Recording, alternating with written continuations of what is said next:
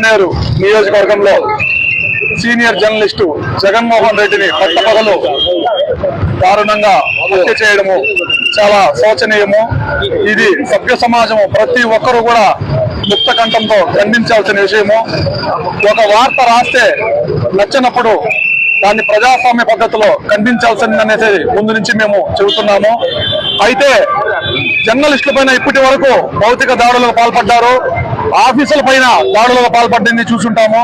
తొలిసారిగా చిత్తూరు జిల్లాలో ఇట్లాంటి ఒక సంస్కృతి అనేదే లేదు. ఈ విషమ సంస్కృతిని చిత్తూరు జిల్లాలో ప్రారంభించారు. ఒక జర్నలిస్ట్ ని అత్యంత కిరాతంగా హత్య చేయడాన్ని Andhra Pradesh union of working journalist Chittoor జిల్లా తరఫున తీవ్రంగా ఖండిస్తున్నాము. అలాగే చిత్తూరు ప్రెస్ క్లబ్ తరఫున కూడా దీన్ని తీవ్రంగా ఖండిస్తున్నాము. ఇట్లాంటి ఘటనలు పునరావృతం కాకుండా ఉండాలంటే మేము ముందు నుంచి డిమాండ్ చేసేది ఒకటే ప్రభుత్వాన్ని.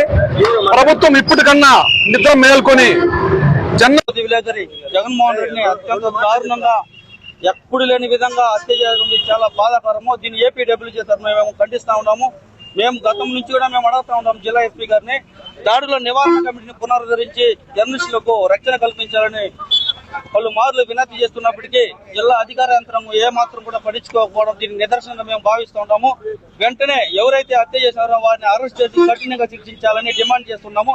లేని పక్షంలో జిల్లా వ్యాప్తంగా మేము ఆందోళన కార్యక్రమం పూనుకుంటామని హెచ్చరిస్తున్నాము.